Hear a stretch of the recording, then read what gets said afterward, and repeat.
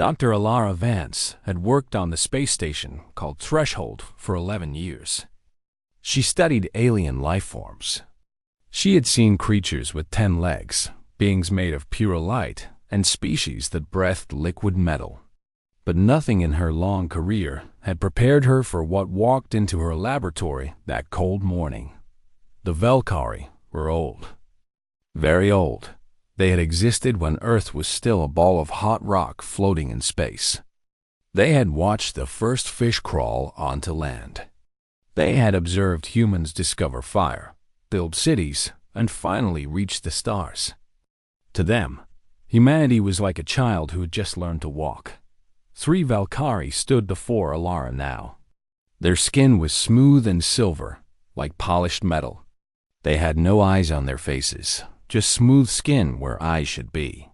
Instead, small crystal formations grew from their temples, glowing with soft blue light. These crystals connected them to a vast network that spread across their entire civilization. Through this network, they could see, communicate, and share memories across thousands of light years. The tallest Velkari spoke first. His name was High Physician Toravel, and his voice sounded like wind chimes in a gentle breeze. "We come to you with a request, Dr. Vance. A desperate request." Alara set down her coffee cup. "I'm listening." "Our prince, Caliph, was born without the ability to connect to the crystal network. He cannot see. He cannot interface with our civilization's shared consciousness. Among our people, this means he can never lead. He's considered broken." Alara felt her heart tighten. She knew what it meant to be considered less than others. She had grown up poor on a colony world where rich children had called her worthless. "I'm sorry to hear that," she said. "But what can I do? I study alien biology. I'm not a surgeon." The second Velkari stepped forward. She was a physician named Selavith. "We have tried everything. Synthetic crystals, organic implants. Nothing works." Prince Calivith's brain rejects all Velkari solutions. "But we have discovered something remarkable." She placed a small device on Alara's desk. It projected a holographic image of a human eye. "Human eyes," Selavith continued, "process light differently than any other species we have encountered. The way your optic nerves extract information from photons is unique, dense, powerful. Our simulations show that human eyes could interface with Velkari neural pathways where our own technology has failed." Alara stared at the hologram. "You want to give the prince human eyes?" "Yes, but they must come from a living donor. Dead tissue degrades too quickly. We need someone to willingly give up their sight so that our prince might see." The room went silent. Alara could hear her own heartbeat pounding in her ears. "That's a big sacrifice," she said quietly. "We know. We have searched for volunteers among humans. We have offered money, power, anything. No one has agreed. We came to you because you are the foremost human expert on Velkari biology. We hoped you might know someone who would help us." Alara thought about her life. 11 years on this station. No family, no children. Her parents had died years ago. She had dedicated her entire existence to understanding alien species, to building bridges between worlds. What was her life for, if not for moments like this? She thought about the prince, sitting alone in darkness while his entire civilization communicated through light he could not see. She thought about what this alliance could mean for humanity. The Velkari were respected throughout the galaxy. If they owed humanity a debt, it could change everything for her species. But mostly, she thought about a boy born different, told he was broken, living in shadows while everyone else walked in light. "I'll do it," Alara said. The Velkari stared at her with their crystal-covered faces. "You will?" "Do what?" Toravel asked. "I'll donate my eyes." To Prince Caliph. Selavith moved closer. "Dr. Vance, do you understand what you were saying? You will be blind. permanently. We can give you prosthetic eyes eventually, but the procedure is not immediate. You will spend weeks, perhaps months, in complete darkness. I understand. Why would you do this? Alara smiled, though her hands were shaking. Because someone should. Because I've spent my whole life studying your people from the outside. Maybe it's time I actually did something that matters. The Volcari exchanged glances through their crystal network, communicating in ways Alara could not perceive. We will bring Prince Caliph to meet you, Torval said finally. If you still wish to proceed after meeting him, we will schedule the surgery. Caliph arrived the next day. He was younger than Alara had expected, perhaps the equivalent of a human in his late 20s. His silver skin was smooth and unmarked, and the crystal formations at his temples were dark and lifeless. He moved carefully, guided by an attendant, his hands reaching out to feel his way through the unfamiliar room. When he sensed Alara's presence, he turned toward her. His face had no eyes, but she felt like he was looking at her anyway. You are the one who would give me sight, he said. His voice was deep and musical. I am. Why? You do not know me. You owe my people nothing. Alara walked closer to him. She reached out and took his hand. His skin was cool to the touch. When I was a child, she said, I was told I would never amount to anything. I was told I was worthless. Someone believed in me anyway. A teacher. She gave me books, gave me hope, gave me a future. I wouldn't be here without her. Caliph tilted his head, listening carefully. I can't give you books, Alara continued, but I can give you sight. I can give you a future. That seems like a fair trade to me. Caliph was silent for a long moment. Then he squeezed her hand gently. I will not forget this gift, he said. Whatever happens, I will not forget you. The surgery was scheduled for the following week. Alara spent her remaining days of sight looking at everything she could.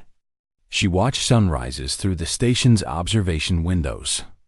She studied the faces of her colleagues, memorizing every detail. She read her favorite books one last time. On the morning of the surgery, she walked into the medical bay with her head held high. The Velkari surgeons were waiting. Caliph was already there, lying on a table beside hers. Are you ready? Selavith asked. Alara looked around the room one final time. She saw the silver walls, the glowing equipment, the concerned faces of the medical team. She saw Caliph, waiting in his eternal darkness. I'm ready, she said. The anesthesia took hold, and the world faded to black dot when Alara woke up 14 hours later. The darkness was complete. Her eyes were gone. She could feel bandages wrapped around her face, pressing against the empty spaces where her eyes had been. She was blind, but somewhere deep inside her mind, in a place she couldn't quite identify, something new was stirring. It felt like standing at the edge of an infinite cliff, looking down into depths that went on forever. Something was waking up inside her, and it was only just beginning. 3 days after the surgery, Alara began to see again. It started small. She was lying in her hospital bed, wrapped in darkness, listening to the soft beeping of medical machines. The doctors had told her that the prosthetic eyes would arrive in 2 weeks. Until then, she would see nothing. But then she saw something. At first, she thought she was dreaming. A point of light appeared in the darkness, small and distant. Then another, and another. Soon, thousands of points of light filled her vision, swirling and spinning in patterns she did not recognize. Alara sat up in bed, her heart racing. Hello? Is someone there? No one answered. The room was silent except for the machines. The points of light grew brighter. They were not random, she realized. They were stars. She was seeing stars, but not the stars visible from the station's windows. These were different stars, from different angles, from impossible distances. She could see a red giant burning in its final years, its surface bubbling with eruptions larger than planets. She could see a pulsar spinning madly, shooting beams of radiation across the void. She could see a black hole, its event horizon a perfect circle of absolute darkness surrounded by a ring of superheated matter. Alara pressed her hands against her bandaged face. "This isn't possible," she whispered. "This isn't possible." But the visions continued. They grew stronger, clearer, more detailed. She could see the fusion reactions inside stars, watching hydrogen atoms smash together to form helium. She could see gravitational waves rippling through space, invisible to normal eyes, but crystal clear to whatever new sense had awakened inside. She could see everything. The medical team found her screaming. They rushed into her room, checking her vital signs, asking her what was wrong. Alara tried to explain, but the words came out jumbled and confused. How could she describe seeing a supernova explode 17 light-years away? How could she explain watching planets form from cosmic dust in a solar system she had never heard of? The doctors gave her sedatives. The drugs dulled the visions but did not stop them. Even in her drugged sleep, Alara could see the universe spinning around her, vast and endless and terrifying. When she woke again, High Physician Torval was standing beside her bed. His crystal formations glowed with worried light. "Dr. Vance," he said, "we need to understand what is happening to you." Alara forced herself to focus on his voice. The visions were still there, overlapping with the darkness of her hospital room, but she was learning to push them to the edges of her awareness. "I'm seeing things," she said. "Stars, galaxies, things that are thousands of light years away. How is this possible?" Torval was silent for a long moment. When he spoke again, his voice was heavy with something that sounded like fear. "We believe we understand what has happened, but the implications are troubling." He called in Selavith and 2 other Valkyrie physicians. They scanned Alara's brain with devices she could not see but could somehow perceive in her strange new vision. They consulted in their clicking, harmonic language, speaking too fast for Alara's translator to follow. Finally, Selavith turned to her. "Dr. Vance, when we transplanted your eyes to Prince Caliph, we expected the connection between you and your eyes to be severed completely. This is what happens with normal transplants. The donor's consciousness has no further link to the donated tissue. But that's not what happened," Alara said. "No, your eyes were not merely transplanted. They were seeded." Prince Caliph's brain accepted them eagerly, perhaps too eagerly. In his desperation to see, his mind reached out and connected your donated tissue to the Valkyrie crystal network. Alara felt cold spreading through her body. "What does that mean?" "It means that your eyes are now part of our network. They are connected to every crystal node in Valkyrie space, receiving visual data from sensors spread across thousands of star systems." "Okay," Alara said slowly. "But why am I seeing through them?" "I gave them away. They're not mine anymore." Torval stepped forward. "That is the part we do not understand. The bond between you and your eyes should have been broken during the surgery. But it was not broken. It was multiplied. You are still connected to your donated tissue. And through that connection, you are receiving everything the crystal network perceives." The realization hit Alara like a physical blow. "I'm seeing through the entire Valkyrie network?" "Yes, every sensor, every crystal node. Across your whole civilization?" "Yes," Alara laughed. It was not a happy laugh. It was the laugh of someone who had just realized the universe was much stranger and more terrifying than she had ever imagined. "No wonder I'm going insane," she said. Selavith moved closer. "You are not going insane, Dr. Vance. Your brain is simply overwhelmed by input it was never designed to process. Human minds are powerful, but they evolved to process information from two small eyes and a single skull. You are now receiving visual data from millions of sources simultaneously. How do I make it stop? The Velkari physicians exchanged glances. You cannot make it stop, Turavel said. The connection is permanent. Your donated tissue has integrated with the prince's brain and with our network. Removing it would kill him and likely destroy significant portions of our communication infrastructure. Elara felt tears forming in her empty eye sockets. They had nowhere to go, nothing to flow from, but she felt them anyway. Phantom tears for phantom eyes. So I'm stuck like this forever? Seeing everything at once until my brain melts? Not necessarily. A new voice spoke from the doorway. Elara turned her awareness toward the sound. Through her strange new vision, she could perceive Prince Caliph standing there. He looked different now. He stood straighter, moved more confidently. And in his silver face, where blank skin had once been, two human eyes looked out at the world, her eyes. They looked strange in his alien face, brown and warm against his metallic skin. But they were alive. They were seeing. Our seers spend centuries learning to navigate the crystal network, Caliph said. They learn to filter information, to focus on specific nodes while ignoring others. You will have to learn faster, but it can be done. Centuries? Elara's voice cracked. I'm human. I don't have centuries. Then we will teach you everything we know in whatever time you have.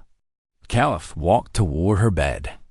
She could see him approaching through both her cosmic vision and his approaching footsteps. You gave me sight, Dr. Vance. You gave me a future. The least I can do is help you control the gift you have accidentally received. Gift? Elara shook her head. This doesn't feel like a gift. It feels like drowning. Caliph reached her bedside. She felt his cool hand take hers, just as she had taken his before the surgery. My whole life, he said, I was blind while my people saw wonders across the galaxy. I heard them describe stars and planets and cosmic phenomena, but I could never experience them myself. I knew what drowning felt like, but you pulled me out of that ocean. He squeezed her hand gently. Now let me pull you out of yours. Elara wanted to argue. She wanted to scream that this was too much, that she had only signed up to lose her eyes, not to gain the ability to see across the entire universe. She wanted to demand that someone fix this, put things back the way they were, but deep down, in a place she rarely visited, she felt something else, curiosity, wonder, the same spark that had driven her to become a scientist, to spend her life studying the unknown. She was seeing things no human had ever seen. She was perceiving the universe in ways her species had never imagined. Yes, it was overwhelming. Yes, it was terrifying. But it was also amazing. Okay, she said finally. Teach me. Caliph's face shifted into what she somehow knew was a smile. We begin tomorrow, he said. Rest now. You will need your strength. He left the room, and Elara lay back against her pillows. The cosmic visions continued to swirl around her, stars being born and dying, galaxies spinning in their eternal dance. But for the first time since the surgery, she did not feel like she was drowning. She felt like she was learning to swim. The training was harder than anything Elara had ever experienced. Every day, Caliph came to her room and sat beside her bed. He taught her the techniques that Velkari seers used to navigate their crystal network. He showed her how to focus her awareness on specific nodes while pushing the rest into the background. He guided her through meditation exercises designed to calm an overwhelmed mind. But Elara was not a Velkari seer. She was a human woman with a human brain, trying to process information that should have been impossible to perceive. For every step forward, she took 2 steps back. Some days, she made progress. She learned to focus on a single star system, blocking out the millions of others. She learned to perceive time more slowly, so that events that happened in milliseconds could be observed carefully. She learned to switch between her cosmic vision and the normal darkness of her hospital room. Other days, she could barely function. The visions would overwhelm her without warning, flooding her consciousness with images of supernovas and black holes and cosmic events too large for human words. She would spend hours curled up in her bed, hands pressed against her bandaged face, sobbing into the darkness. On one particularly bad day, Kelif found her rocking back and forth, muttering to herself. The cosmic microwave background, she was saying. I can see it. The echo of the first light in the universe. It's everywhere. It's in everything. I can't stop seeing it. Kelif sat beside her. He did not try to touch her or calm her with words. He simply waited. Eventually, Alara's rocking slowed. Her breathing became more regular. Why is this happening to me? She whispered. I just wanted to help. I just wanted to do something good. You did do something good, Kelif said. You gave me sight. For the first time in my life, I can see the faces of my people. I can read the crystal texts that contain our history. I can watch the stars rise and set over our homeworld. But at what cost? Alara turned toward his voice. I feel like I'm losing my mind. Every time I close my non-existent eyes, I see the birth of the universe. Every time I try to sleep, I watch stars die. How is this fair? Kelif was silent for a long moment. When he spoke again, his voice was soft. It is not fair. Nothing about this is fair. I was born broken, unable to see in a civilization that communicates through light. You chose to help me, and now you are paying a price you never agreed to pay. The universe is not fair, Dr. Vance. It never has been. Then why should I keep trying? Why should I learn to control something that was never supposed to happen? Kelif stood and walked to the window. Through her cosmic vision, Alara could see him looking out at the stars with her eyes. Her human eyes that now lived in his alien face. Because you are seeing things that no one has ever seen before, he said. Alara frowned. What do you mean? Your seers have been connected to this network for thousands of years. They must have seen everything I'm seeing. No, they have not. Kelif turned back toward her. Our seers perceive the universe through Valkyrie senses. They see light frequencies, energy patterns, gravitational fields. They process this information the way our species has always processed it, looking for specific data that matches our understanding of the cosmos. And you are human. Your brain processes information differently than ours. You find patterns where we see random noise. You see connections that we miss. You look at chaos and create meaning. Alara sat up straighter. I don't understand. Kelif walked back to her bedside. Last week, when you were learning to focus on individual star systems, you said something strange. You said that the stars in the Valethian cluster were arranged like a face. They were. 2 bright stars for eyes, a nebula shaped like a nose, a ring of smaller stars curving like a mouth. It looked almost like a human face. I showed this observation to our senior seers. They examined the cluster carefully. They found nothing. To them, it was simply a random arrangement of stellar objects. Alara laughed bitterly. So I'm seeing faces in clouds. That's not a special ability, Kelif. That's a psychological phenomenon. Humans see faces everywhere. It doesn't mean anything. But what if it does? Kelif leaned closer. What if the patterns you see are real? What if human perception, this tendency to find meaning in chaos, is not a flaw but a gift? Alara thought about his words. She had always considered pattern recognition to be a basic human trait, nothing special. Humans saw faces in clouds, animals in inkblots, messages in random noise. Scientists called it pareidolia. It was considered a quirk of human psychology, Not a superpower, but the Valkyrie were one of the oldest species in the galaxy. They had studied the universe for millions of years. If they could not see the patterns that Alara saw, maybe there was something unique about human perception after all. What are you suggesting? She asked. I'm suggesting that you stop trying to see like a Valkyrie seer and start seeing like a human. Use your pattern recognition. Look at the cosmic data the way you would look at a puzzle or a piece of art. Find the meaning that we are missing. Alara considered this.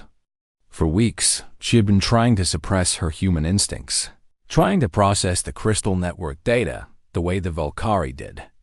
Maybe that was why she was failing. Okay, she said. Let me try something. She closed her awareness to the millions of distracting inputs and focused on a single region of space.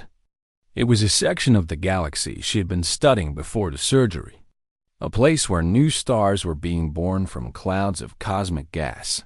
But instead of looking for the specific data points the Valkyrie valued, she looked for patterns. She let her human brain do what it did naturally. She searched for meaning in the chaos dot and she found it. There's something wrong here, she said. Caliph moved closer. What do you see? The star formation in this region. It's not random. It's following a pattern, like someone or something is organizing it. That is not possible. Star formation is a natural process driven by gravity and gas pressure. I know what it should look like. I've studied stellar nurseries for years. This is different. The new stars are being born in a spiral pattern, each one positioned exactly the same distance from the others. Natural processes don't do that. Hilith connected to the crystal network, viewing the same region through her donated eyes. I see the stars you are describing, but I do not see any pattern. That's because you're looking for Valkyrie patterns. Look at it like a human. Imagine you're looking at a fingerprint or a spiral staircase or a snail shell. The shape is the same. There was a long pause. Alara could feel Caliveth's confusion through their shared connection to the network. I still do not see it, he admitted. Then maybe that's the point. Alara's voice was growing excited now. Maybe whatever created this pattern knew that the Valkyrie wouldn't be able to see it. Maybe it was hidden specifically from your kind of perception. Hidden by whom? I don't know, but I intend to find out. For the first time in weeks, Alara felt something other than despair and confusion. She felt curiosity. She felt purpose. She had been given an impossible gift, a burden she had never asked for. But maybe, just maybe, that burden had been given to the right person. She was human. She saw patterns. She found meaning where others saw nothing. And somewhere in the vast darkness of space, something was waiting to be found. Alara smiled. Her first real smile since the surgery. Let's get back to training, she said. I have a lot more looking to do.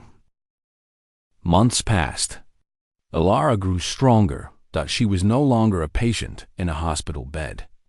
She had her own quarters now, specially designed to help her work with her cosmic vision. The room was completely dark, painted in colors that absorbed all light. There were no distractions, nothing to pull her attention away from the vast universe she perceived through the Valkyrie. Crystal network. She had become something new. Not quite human, not quite Valkyrie, but something in between. A bridge between two kinds of sight. A translator between two ways of seeing the universe.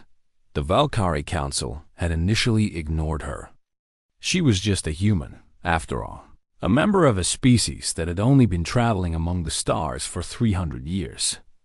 What could she possibly teach an ancient civilization that had mapped the galaxy before Earth's dinosaurs were born? But Caliph believed in her. And as the weeks went by, her discoveries became harder and harder to ignore. She found patterns in asteroid fields that revealed the gravitational signatures of planets no one had detected. She noticed rhythms in pulsar emissions that contained what appeared to be mathematical sequences. She observed connections between distant galaxies that suggested they had once been much closer together. Pushed apart by forces the Valkyrie had never measured. Each discovery made the Council more uncomfortable. They were not used to being shown things they had missed. They were certainly not used to being corrected by a human who had only gained cosmic sight by accident. But Alara was not interested in their discomfort.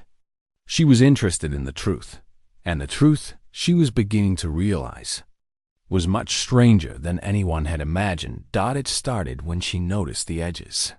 The Valkyrie crystal network covered a vast region of space. Thousands of star systems connected by quantum-linked sensor nodes. At the center of this network, everything was well mapped and thoroughly understood. But at the edges, things became strange. Stars disappeared. Not exploded or burned out or drifted away. Just gone. One day they would be there, shining steadily in the cosmic void. The next day, they would simply not exist, as if someone had erased them from the universe. The Valkyrie seers did not notice this. When Alara asked them about the missing stars, they looked confused. They checked their records and found nothing wrong. As far as their perception was concerned, those stars had never existed in the first place. But Alara remembered them. Her human brain, with its stubborn insistence on finding patterns and remembering details, refused to forget. There were 17 stars in this region last month, she told Caliph one evening. Now there are only 12. Where did the other 5 go? Caliph examined the area through their shared connection. I see 12 stars. That is how many there have always been. No, I watched those stars. I gave them names in my head. Bright Beth, Red Raymond, the dancing twins. They were real. And now they're gone. Perhaps your perception is faulty. Perhaps you're seeing patterns where none exist. That's what your seers keep telling me. But I'm not wrong, Caliph. Something is happening at the edges of your space. Something is eating your stars. Caliph did not respond. Through their connection, Alara felt his doubt, his uncertainty. He wanted to believe her, but she was asking him to accept that his entire civilization had missed something enormous and terrifying. Alara decided to prove it. She spent the next 3 weeks watching the edges of Valkyrie space with intense focus. She mapped every star, every planet, every asteroid. She created detailed records in her mind, patterns that her human brain could not forget even if someone tried to erase them. And she waited. On the 18th day, it happened. She was observing a region called the Outer Rim, a sparse area where stars were few and far between. There was a yellow sun there, orbited by 3 planets. One of those planets showed signs of primitive life. Bacteria clinging to existence in hot springs near volcanic vents. Alara had named this star Hopeful, because finding life in such a harsh environment had given her hope. Then, Hopeful disappeared. One moment, the yellow sun was there, burning steadily as it had for billions of years. The next moment, there was only darkness. The 3 planets vanished with it. The primitive life on that distant world blinked out of existence without ever knowing why. But before the star disappeared completely, Alara saw something. A shape. A shadow. Something vast and dark passing between the star and the crystal sensor node that had been observing it. The shape was not natural. It had angles and curves that no natural phenomenon could create. It moved with purpose, with intention. And in the brief moment before it swallowed the star completely, Alara saw what could only be described as a mouth. Something was eating stars. And now she knew what it looked like. Alara immediately called for Keleth. She showed him her memories through their crystal network connection. She replayed the moment of Hopeful's disappearance again and again, focusing on that terrible shape. I cannot see it, Keleth said. I see the star vanishing, but I do not see what caused it. Look again. Use my eyes. Look the way a human would look. Caliph tried. She felt him struggling to perceive what she had seen, trying to push his Valkyrie brain into human patterns of thought. "There," he said suddenly. "I see something, a darkness that is not normal darkness. A void that is not empty. That's it. That's what I've been seeing at the edges of your space. There are things out there, Caliph. Living things. Ancient things. And they are consuming your universe one star at a time." The Valkyrie Council was summoned. For the first time, they listened to Alara with genuine attention. She showed them her evidence. Hundreds of missing stars, documented over months of careful observation. The strange patterns of disappearance, always at the edges, always in regions where sensor coverage was sparse. And finally, the shape she had glimpsed. The impossibly vast creature that had swallowed Hopeful. The council members communicated with each other through their crystal network, debating in their harmonic language. Finally, High Physician Toravel spoke. "What you describe is not possible," he said. "We have studied this universe for millions of years. We have mapped every known phenomenon. There are no creatures that consume stars. No creatures that you could see," Alara replied. "But I can see them. My human eyes, my human pattern recognition. They perceive things that your seers miss. You are suggesting that an entire category of cosmic predator has existed undetected throughout the history of our civilization?" "Yes, that's exactly what I'm suggesting." The council was silent. "They evolved to be invisible to your kind of sight," Alara continued. "They developed camouflage that specifically targets Valkyrie perception. They've been feeding on stars in the dark spaces between your sensor networks for billions of years. And you never noticed because they made sure you wouldn't. But they did not account for human sight," Caliph added. "They never encountered a species that sees the way humans do." Toravel's crystal formations flickered with what Alara recognized as distress. "If what you say is true, then these creatures have been consuming our universe since before our species existed. Probably since before any known species existed," Alara said. "They're ancient. Older than you. Older than anything we've ever encountered. How do we stop them?" Alara laughed, a short, bitter sound. "I don't know. I don't even fully understand what they are. But I know one thing." She stood up, facing the council with her empty eye sockets, her consciousness spread across thousands of star systems. "They don't know we can see them. For the first time in their billion-year existence, someone is watching them. And that changes everything." The council exchanged glances through their network. "What do you propose?" Toravel asked. Alara smiled. "I propose we start looking more carefully. I propose we map every edge, every dark space, every region they might be hiding. I propose we figure out what these things are, where they come from, and how to stop them." She stepped forward, addressing not just the council, but every Valkyrie seer connected to the crystal network. "I propose we stop being blind. All of us, together." For a long moment, no one responded. Then Caliph stepped to her side, standing with her against the ancient council of his people. "I support this proposal," he said. "My eyes are human eyes. I see what Dr. Vance sees. And I believe her." One by one, other Valkyrie joined them. Seers who had witnessed Alara's discoveries. Scientists who had verified her patents. Physicians who had studied her unique connection to the crystal. Network. The council had no choice but to listen. The war against the Star Eaters had begun, and humanity had just become the most important species in the galaxy. The alliance that formed was unlike anything the galaxy had ever seen. Elder species that had ignored humanity for centuries suddenly wanted human observers stationed throughout their territories.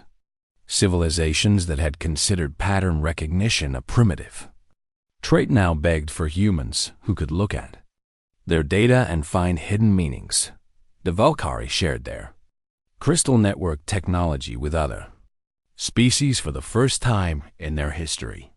New sensor nodes were constructed at the edges of known space, specifically designed to feed information to human observers.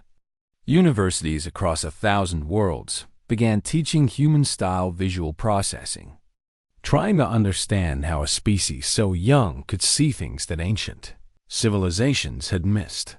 Alara became something between a scientist and a prophet.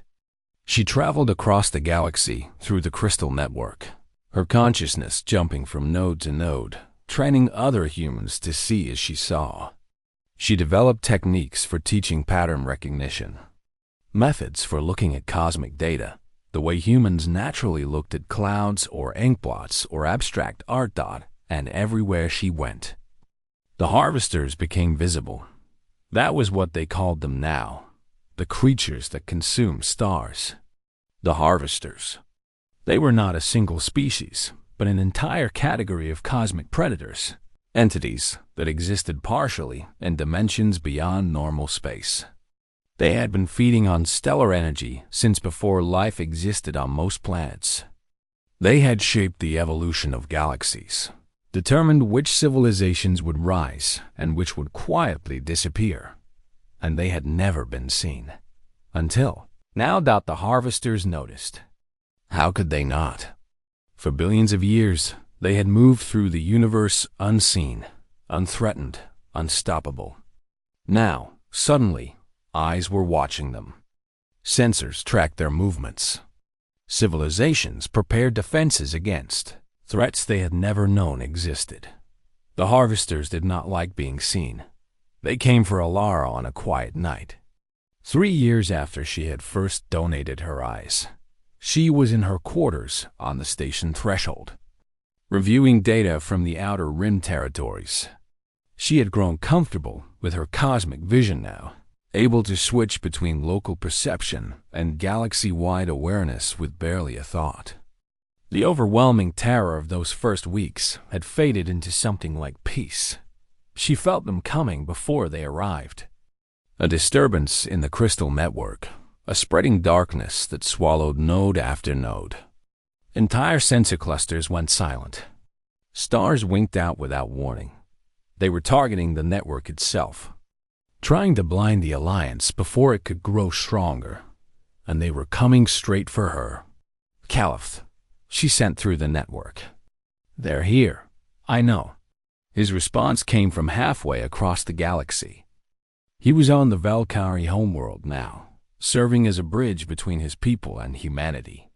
All seers are reporting the same thing. They're attacking everywhere at once. They're trying to destroy the network. If they succeed, no one will be able to see them anymore. What do we do? Alara stood in the center of her dark room, her consciousness spread across 1,000 dying sensor nodes. She felt the harvesters pressing in from all sides, their impossible bodies pushing against the fabric of normal space. They were vast beyond imagining, older than stars, hungry beyond measure, and they were afraid. She could feel their fear. For the first time in their eternal existence, something was fighting back. Something could see them. Something refused to be consumed quietly in the darkness. They were afraid of human sight. That gave Alara an idea. Connect me to every node, she said. Every sensor, every crystal, every piece of the network that still survives. That could overwhelm you, Caliph warned. In the beginning, just a few thousand nodes nearly drove you insane. The full network is millions of points of input. I know, but I'm not trying to process all that information. I'm trying to share something. Share what? Alara closed her awareness and looked inward. She thought about what made human sight unique. Not the biological structure of human eyes, not the neural pathways that processed visual information. Something deeper, something fundamental. Humans saw faces in clouds. They found animals in inkblots. They looked at random stars and saw pictures of warriors and animals and heroes. They refused to accept chaos as simply chaos. They insisted on finding meaning, on creating patterns, on making sense of a senseless universe. That stubborn refusal to accept randomness was not a flaw. It was a superpower. "I'm going to teach the network to see like a human," Elara said. She opened herself to every surviving node in the crystal network. Millions of data streams flooded into her consciousness, more information than any mind had ever processed. The pressure was enormous, crushing, impossible, but Elara did not try to process it. She did not try to understand it, she simply showed it how to look. Through her connection, she pushed the essence of human sight into the network. Not images or data, but the pattern-finding instinct itself. The stubborn, irrational, wonderful human tendency to look at anything and ask, "What does this mean?" The Valkyrie seers felt it first. Across the galaxy, beings who had been blind to the harvesters suddenly gasped in shock. They could see the creatures now, vast and dark and terrible, moving through the spaces between stars. Other species followed. Beings with 7 eyes, beings with no eyes at all, beings who perceived the universe through vibrations or temperature or quantum probability. All of them suddenly saw the universe as Elara saw it, as humans saw it. Chaotic, overwhelming, full of patterns, and they saw the harvesters, every feeding path, every hidden tendril, every dark corner where the Star Eaters had lurked undetected for billions of years. Suddenly visible, suddenly exposed. The harvesters screamed. The sound existed only in dimensions beyond normal perception, but Elara heard it anyway. It was the cry of predators who had never known fear, suddenly realizing they were being hunted. They tried to flee. They tried to retreat into the darkest corners of the universe, the voids between galaxy clusters where no sensor could reach. But human sight followed them. Wherever they went, patterns emerged. Wherever they hid, meaning found them. The simple act of looking for something, truly looking, made it impossible for them to hide. They were not defeated that day. Creatures that had existed for billions of years could not be destroyed in a single battle. But they were pushed back. They were forced to retreat, to reconsider, to fear, and the Alliance knew they would never be invisible again. Elara collapsed after the battle. For 3 days, she drifted in and out of consciousness, her mind healing from the strain of channeling an entire galaxy's perception. When she finally woke, Caliph was sitting beside her bed, just as she had once sat beside his. "You saved us," he said. Elara laughed weakly. "I just showed everyone how to look. They did the saving themselves. That is exactly what makes it remarkable." Caliph took her hand. "You gave us your eyes, and in return, you gained the ability to see across the universe. Then you gave that ability to everyone else. You keep giving, Dr. Vance." "Elara," she said. "After everything we've been through, I think you can call me Elara." Caliph's expression softened. Her eyes in his silver face showed an emotion she recognized. "Elara," he said, "the Council has made a decision. Humanity is to be recognized as an elder species. The first such recognition in 30,000 years. Elara stared at him. "What? We've only been in space for 3 centuries.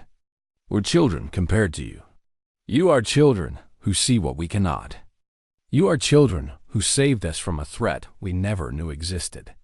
Age is not wisdom, Elara, and humanity has proven itself wiser than any of us." Months later, Elara stood on the observation deck of a newly constructed station. This was the Human Valkyrie Institute for Cosmic Studies, built specifically to continue the work she had started.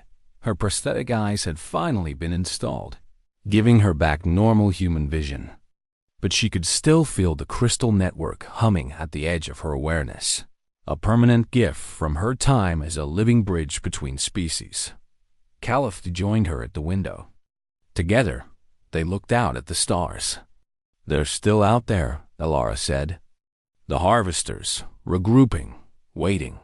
"Yes, They will return eventually. Ancient things always do, but we'll be ready.